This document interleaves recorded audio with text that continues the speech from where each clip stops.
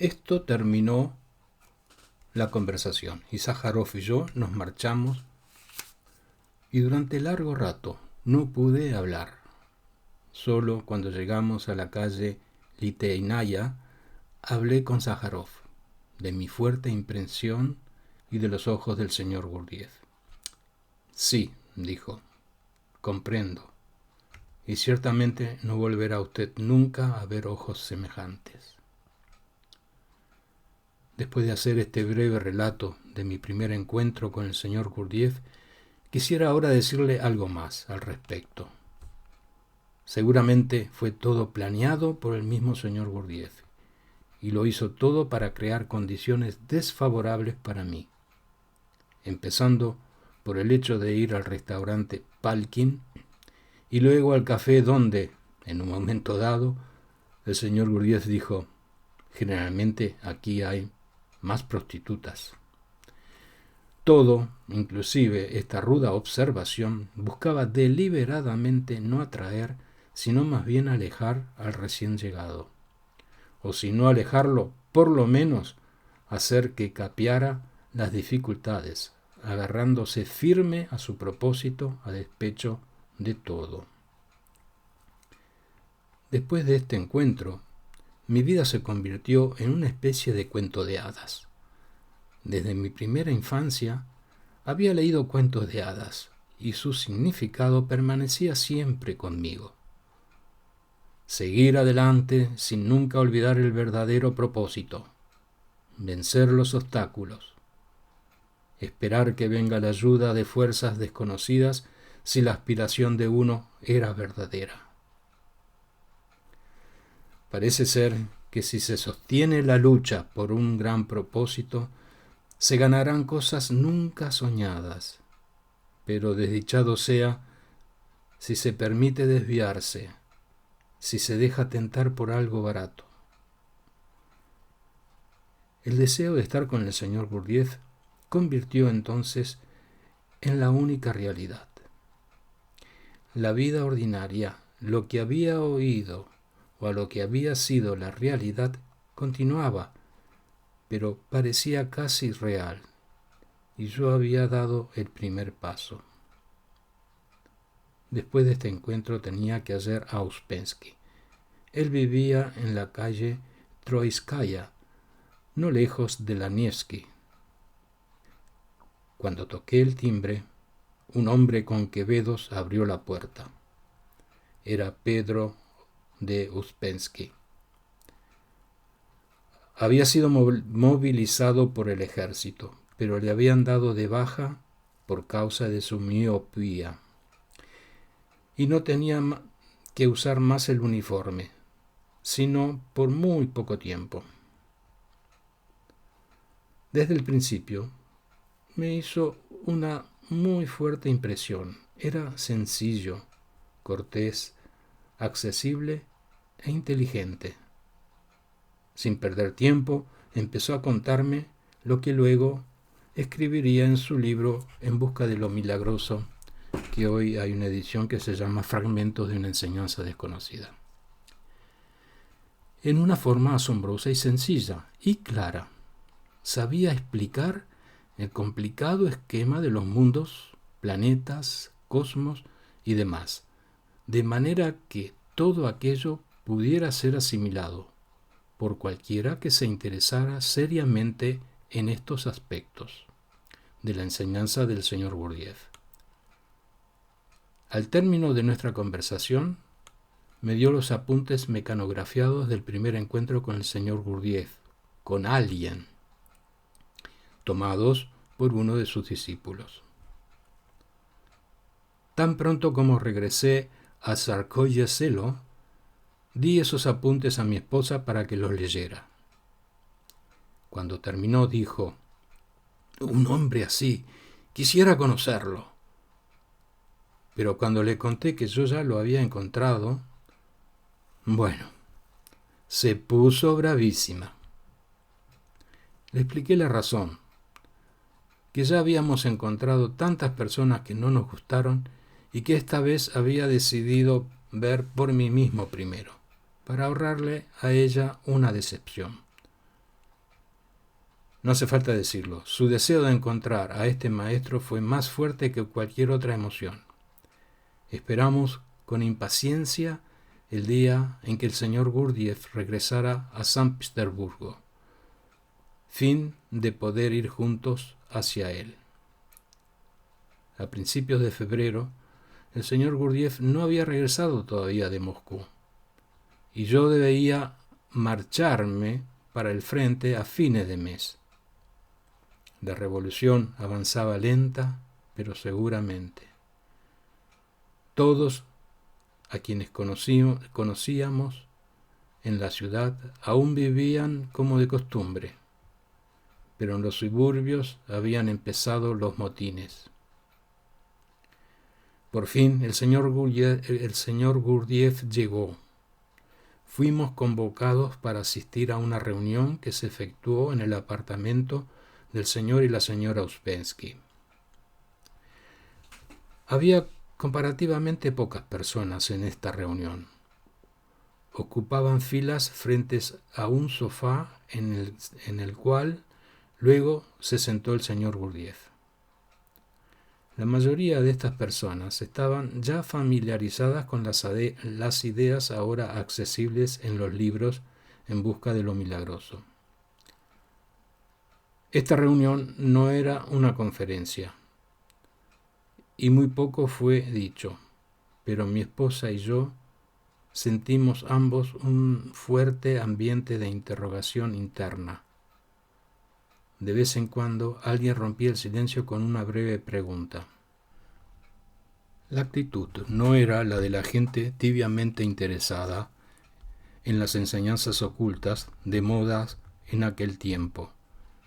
Estas eran personas para las cuales el encontrar la respuesta a preguntas interiores y el descubrir un camino hacia un trabajo real y activo sobre ellas mismas constituía verdaderamente el centro de sus vidas. Puedo darles la impresión que esta reunión hizo sobre mi esposa en sus propias palabras. En febrero de 1917 vivíamos en Tsarskoye Selo, la residencia del zar, porque mi esposo había sido llamado de nuevo a su regimiento como oficial de reserva y debía marcharse para el frente a fines de mes. Era un día frío de invierno y estábamos sentados en el estudio ocupados con nuestro trabajo individual. Mi esposo me pasó un papel escrito a máquina y me preguntó si me gustaría leerlo. Me puse a leer enseguida y cuando llegué al punto donde decía que nadie puede iniciarle a uno, excepto uno mismo, me detuve.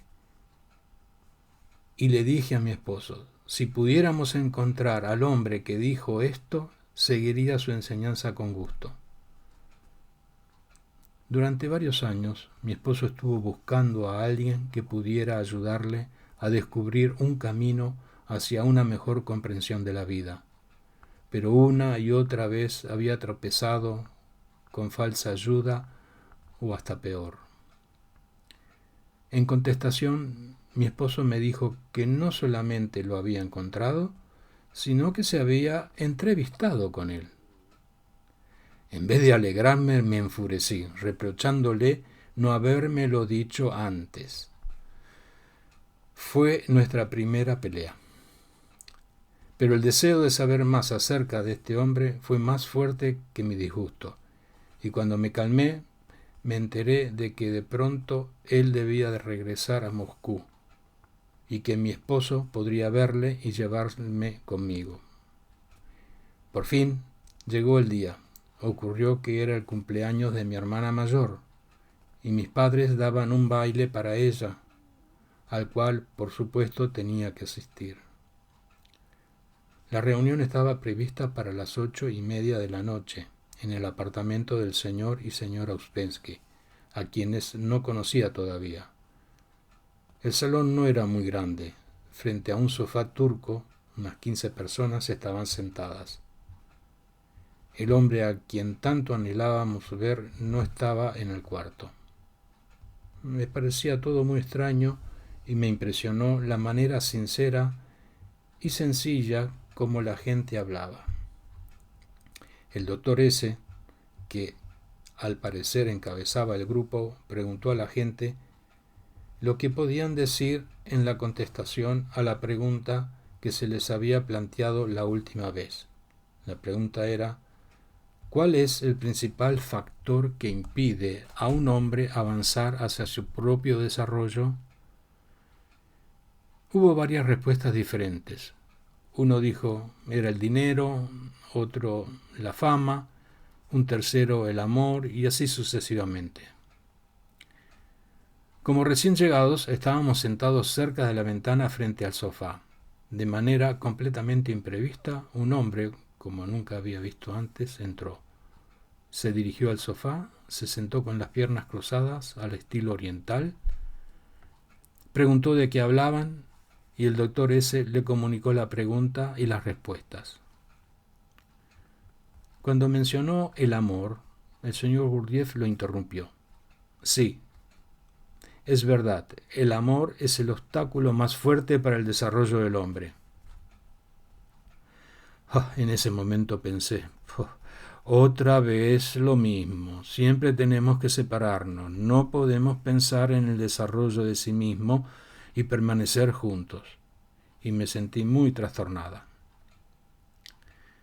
Y el señor Gurdjieff proseguía. Pero, ¿qué clase de amor? Hay distintas clases. Cuando se trata de amor de sí mismo, amor egoísta o atracción transitoria, entonces obstaculiza, ya que sujeta al hombre y él no es libre.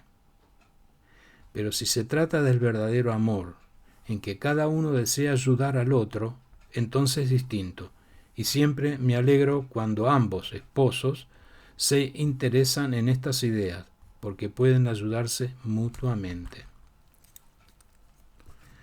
Apenas si podía levantar la vista, no obstante, tenía la sensación clara de que el señor Gurdjieff me estaba mirando.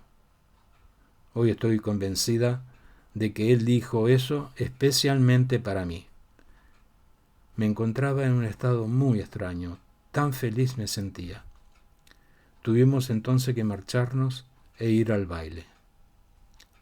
Al entrar al salón de baile en la casa de mis padres, de repente experimenté una sensación fuerte, como si algo me hubiera golpeado en el pecho. Las personas que bailaban parecían ser títeres. Unos días más tarde pude ver al señor Gurdjieff a solas. La primera cosa que me preguntó fue qué había sentido al llegar a casa después de la reunión.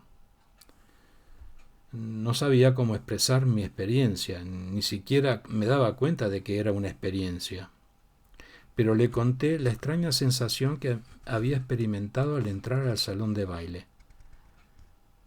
Contestó que eso estaba bien, o que él estaba contento, no recuerdo exactamente, excepto que estaba satisfecho. Y dijo que si así lo deseábamos, mi esposo y yo siempre podríamos venir a verlo cada vez que él se encontraba en San Petersburgo. Le dije que mi esposo tenía que irse al frente y que ninguno de los dos estaríamos allí por mucho tiempo, siendo que yo quería seguir a mi esposo tan lejos como se permitiera. Le pregunté también si no era posible evitar que mi esposo fuera al frente. No, dijo. Cuando uno vive entre lobos, tiene que aullar como un lobo. Pero ustedes no deberían dejarse tomar por la psicosis de la guerra, e interiormente deberían tratar de quedar muy alejados de todo eso.